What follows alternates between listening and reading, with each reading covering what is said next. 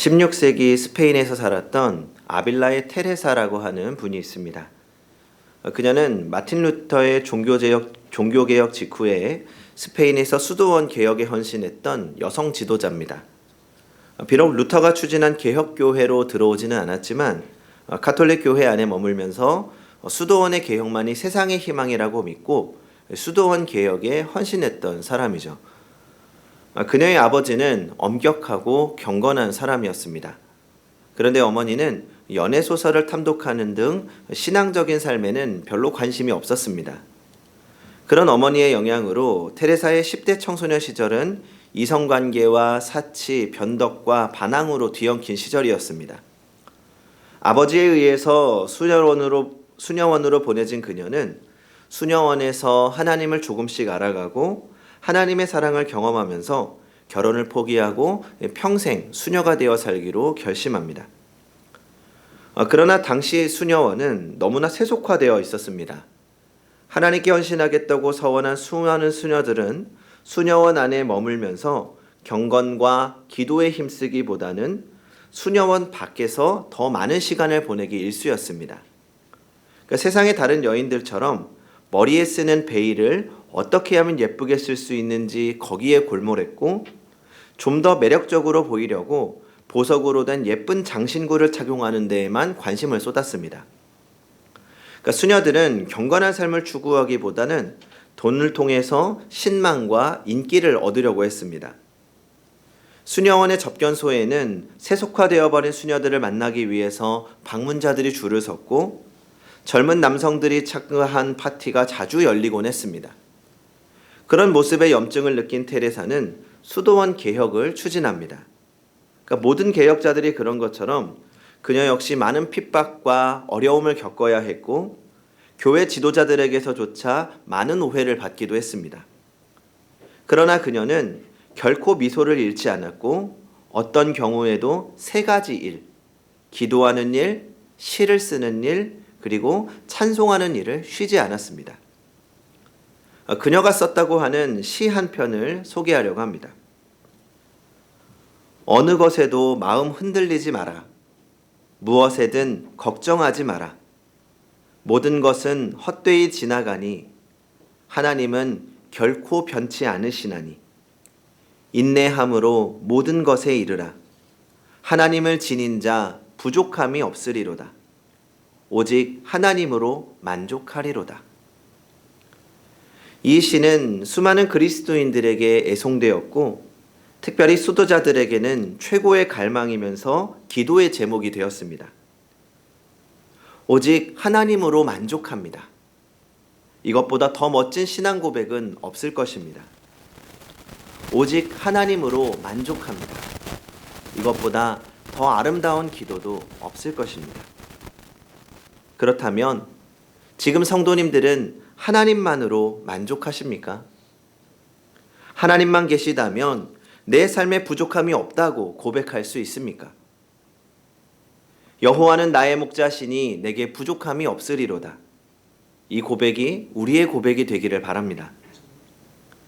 하나님으로 만족하기 위해서는 하나님께서 우리 안에 거하시고 우리는 그 하나님을 우리의 마음의 중심에 늘 주인으로 모시고 살아야 합니다. 신약 성경에서 거하신다라는 뜻을 가진 동사가 두 개가 있습니다. 하나는 파로이케오라는 단어이고 또 하나는 카토이케오라는 단어입니다. 비슷한 단어처럼 보이는데 그 뜻이 전혀 다릅니다. 파로이케오라는 단어는 이 나그네로서 어떤 집에 잠시 머무는 것을 의미하고, 반면에 카토이케오라는 단어는 주인으로서 그 집에 영원히 거주하면서 그 집을 다스린다는 뜻입니다. 그래서 카토이케오, 내 삶에 하나님께서 주인으로 임재하셔서 나를 다스리실 때에만 우리는 하나님 한 분만으로 만족합니다 라는 고백을 할 수 있습니다. 하나님을 손님처럼 모실 때에는 하나님의 마음을 이해할 수 없고 하나님의 뜻을 따르지 못할 때도 많습니다. 오늘 본문을 보면 참 안타까운 모습이 기록되어 있습니다. 예수님께서 드디어 예루살렘을 향해 가시는 이 본격적인 발걸음을 시작하십니다. 예루살렘으로 올라가시면 그것으로 이 땅에서의 삶이 끝나게 됩니다. 다시는 갈릴리로 돌아올 수 없습니다. 이제 오늘 본문에서 지나가려고 하는 사마리아도 마지막으로 지나가게 됩니다. 이제 예루살렘으로 가시면 다시 돌아오지 않을 겁니다. 이제부터 예수님이 가시는 곳마다 닿는 곳마다 마지막 발걸음이 되는 것이죠.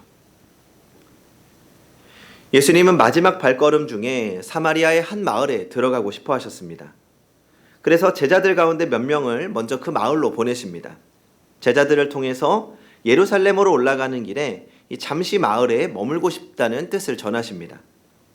그런데 사마리아 사람들이 예수님께서 자기 마을에 오시는 것을 거부합니다.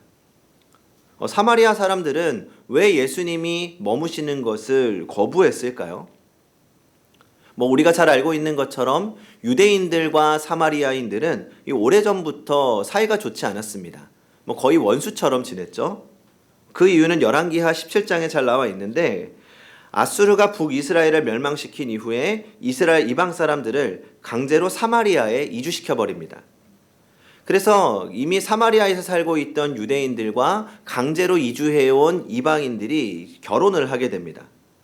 자연스럽게 사마리아에 거주하는 사람들은 혼혈인들이 된 거죠. 그러니까 유대인들은 그렇게 이방 사람들과 결혼해서 혼혈 아이들을 낳은 그 사마리아 사람들이 하나님의 사랑, 하나님의 신앙을 저버렸다고 생각하고 멸시했습니다. 이 상종하는 것도 싫어했습니다. 이 어느 정도인가 하면 북쪽 갈릴리에서 남쪽 유대 지방으로 오거나 또 반대로 남쪽 유대 지방에서 북쪽 갈릴리로 가려면 이 가운데 위치한 사마리아를 통과하면 이 지름길입니다. 가깝습니다. 그런데 유대인들은 사마리아 사람들이 너무 싫어해서 굳이 그 옆으로 돌아가서 사마리아 땅을 통과하지 않는 겁니다. 그 땅에 들어가는 것도 싫고 사마리아 사람들을 만나는 것도 싫었던 겁니다. 그런데 예수님은 공생의 기간 동안에 그렇게 하지 않으셨습니다. 그러니까 예수님은 그동안 의도적으로 사마리아인의 땅에 들어가셨고 오히려 사마리아 사람들과 가까이 하셨습니다. 사마리아 마을에 들어가서 그들에게 하나님 나라의 복음을 전하기도 했습니다. 그 대표적인 이야기가 요한복음 4장에서 사마리아의 여인을 만난 이야기입니다. 그것뿐만 아니라 나병에 걸린 사마리아 사람을 고쳐주시기도 했습니다. 요즘 표현으로 하면 예수님은 친사마리아 사고를 가지셨고 실제로 친사마리아의 삶을 사셨습니다. 그렇기 때문에 사마리아 사람들은 유대인들 가운데서 예외로 그 예수님을 좋아하는 편이었습니다. 그런데 오늘 본문을 보면 그 사마리아 사람들이 예수님을 거부합니다. 거부한 이유를 이렇게 설명합니다. 53절입니다. 53절 같이 읽어보겠습니다. 시작. 예수께서 예루살렘을 향하여 가시기 때문에 그들이 받아들이지 아니한지라. 아마 평소 같으면 예수님을 기쁘게 영접했을 겁니다. 그런데 그날은 왜 거부하지 않았다고 합니까? 예수님께서 예루살렘을 향하여 가고 계시기 때문에 거부했다고 말합니다. 그러면 사마리아 사람들은 왜 예수님이 예루살렘에 가신다는 것 때문에 거부했을까요? 오늘 본문에서는 그 이유를 정확하게 설명하고 있지는 않습니다. 하지만 어느 정도 유추해 볼 수 있습니다. 아마 예수님의 제자들이 사마리아인 마을에 들어가서 이렇게 말했을까요? 이렇게 말했을 겁니다. 먼저 예수님께서 사마리아로 가시는 길에 예수님이 머물 수 있도록 좀 준비하러 왔습니다. 그러면 사마리아 사람들이 제자들에게 물었겠죠. 예수님께서 왜 예루살렘으로 가시려고 합니까? 그때 제자들이 뭐라고 대답했을까요? 예수님께서 고난받으시고 십자가에서 죽으시기 위해 예루살렘에 가십니다. 라고 말하지는 않았을 겁니다. 예수님의 제자들은 예수님이 예루살렘에 올라가시면 왕이 되든지 나라를 뒤엎든지 뭔가 큰 영광을 받으실 거라고 생각했습니다. 그러니 그 바로 앞인 46절에서도 누가 더 큰 사람인지를 다투고 있었던 거죠. 그러니까 예루살렘에 가서 예수님이 왕이 되시면 누가 더 높은 자리에 앉을 거냐 그런 걸 가지고 미리부터 신경전을 하고 있었던 겁니다. 그러니까 사마리아 사람들에게 묻는 그 자세부터 뭔가 좀 거들먹거리는 그런 것도 있지 않았을까요? 예수님은 영광을 받으시기 위해 예루살렘으로 가는 거요. 이런 내용을 전했을 겁니다. 제자들의 마음에는 오직 그 생각밖에 없었습니다. 예수님이 왕이 되셔서 나도 그 옆에서 뭔가 얻을 수 있을까? 그래서 사마리아 사람들이 그런 제자들을 보면서 예수님을 영접하지 않고 거부한 겁니다. 그동안 예수님에 대해서 좋게 생각했던 사마리아인들이 배신감을 느낀 거죠. 예수님도 다른 유대인들과 조금도 다를 바가 없다고 생각한 겁니다. 그런 예수님이라면 우리가 영접하지 않겠다고 예수님을 거부한 거죠. 제자들을 보고 예수님을 거부했을 수 있습니다. 뒤이어 나오는 제자들과 예수님 사이의 대화를 통해서 이걸 좀 더 생각해 볼 수 있습니다.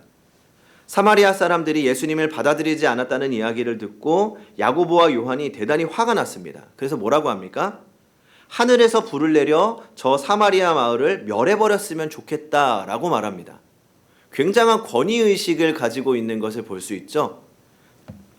지금까지 예수님께서 그들을 얼마나 사랑하셨는데 다 잊어버리고 예루살렘에 올라가신다는 이유로 영접하지 않는다는 배은망덕한 놈들 당장이라도 불살라 버려야 된다는 겁니다. 그러자 예수님께서는 제자들을 오히려 책망하십니다. 55절을 보겠습니다. 예수께서 돌아보시며 꾸짖으시고.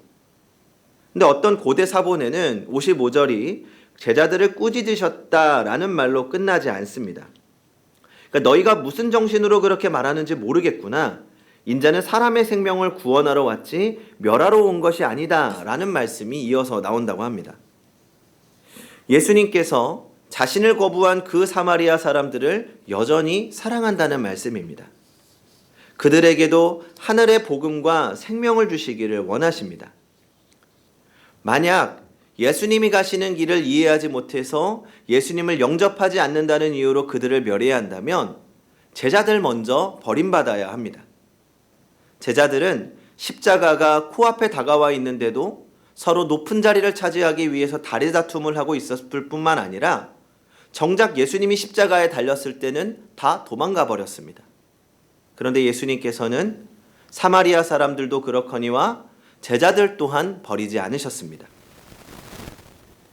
우리는 때로 잘못된 정보로 인해서 누군가를 오해할 수 있습니다. 바른 이해와 판단력을 갖추지 못해서 누군가를 오해할 수 있습니다. 사마리아 사람들이나 제자들이나 예수님이 가시는 길에 대해 오해하고 있었던 것은 똑같습니다. 그러니까 누가 누구에게 화낼 일은 아니죠. 그런데 제자들은 사마리아 사람들에게 화를 냅니다. 제자들이 어리석어 보일 수 있습니다. 그런데 우리도 종종 그렇습니다. 우리에게 잘못이 있는데도 다른 사람에게 화를 냅니다. 나는 아무런 잘못이 없는 것처럼 말입니다. 우리 마음에 분노가 일어날 때 우리는 우리 자신을 조심스럽게 되돌아보아야 합니다. 누구로 인해 분노가 일어났는지 말입니다. 분노의 원인을 내 자신이 제공하는 경우가 많습니다. 그런데 어리석은 우리 사람들은 내가 한 잘못이나 내가 한 일에 대해서는 생각하지 못하고 다른 사람의 잘못만을 질책하려고 합니다. 성경은 우리에게 말씀합니다. 야고보서 1장 19절과 20절입니다. 내 사랑하는 형제들아 너희가 알지니 사람마다 듣기는 속히 하고 말하기는 더디하며 성내기도 더디하라. 사람이 성내는 것이 하나님의 의를 이루지 못함이라. 분노하고 화를 내는 것은 하나님의 의를 이루지 못합니다. 우리의 어리석음을 드러낼 뿐이죠. 우리가 살다 보면 왜 화가 날 일이 없겠습니까?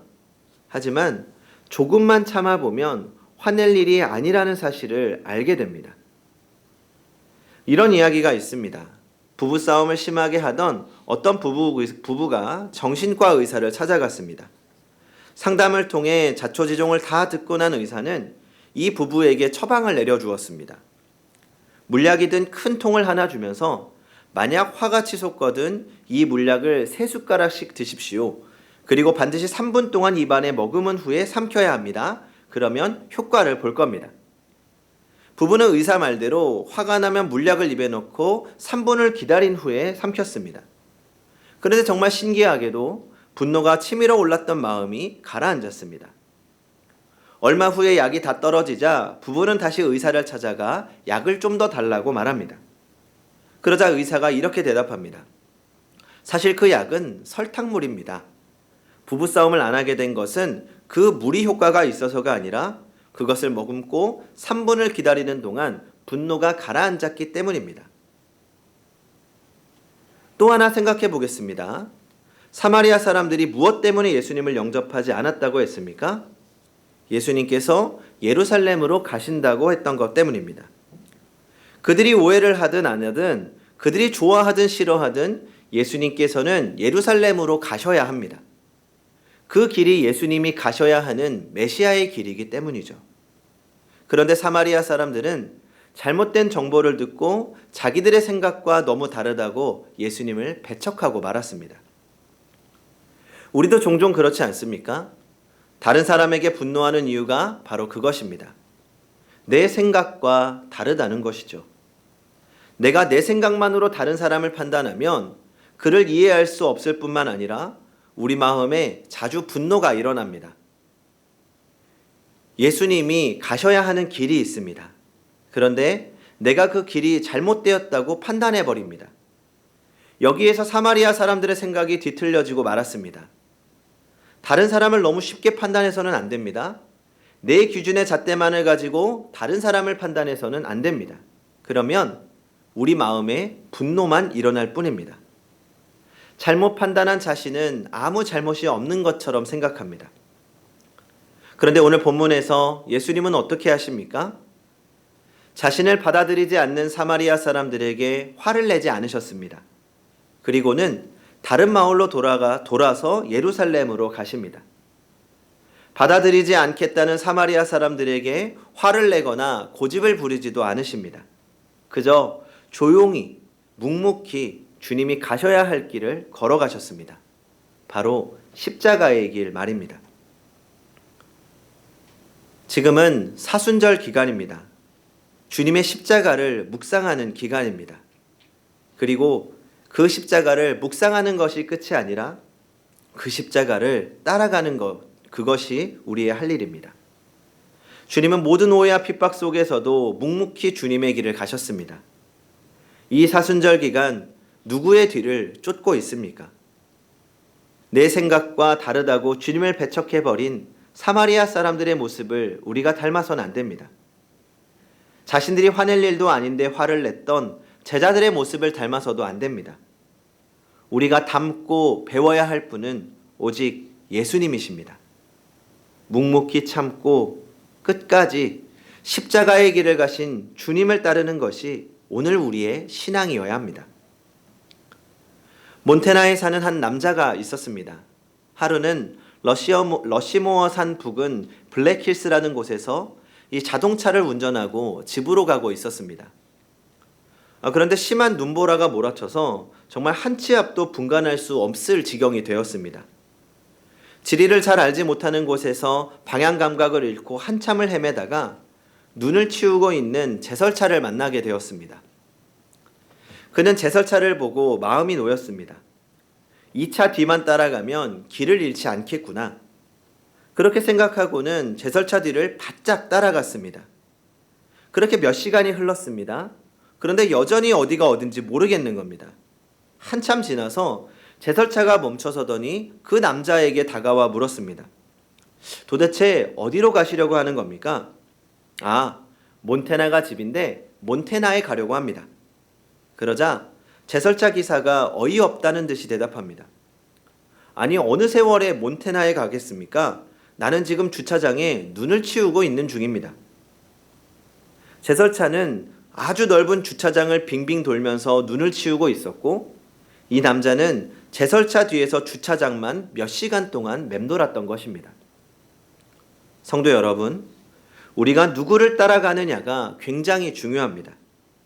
누구를 닮으려 하느냐도 중요합니다. 우리는 믿음의 주요 또 온전하게 하시는 이인 예수님을 바라보면서 오직 예수님의 뒤를 따라가야 합니다.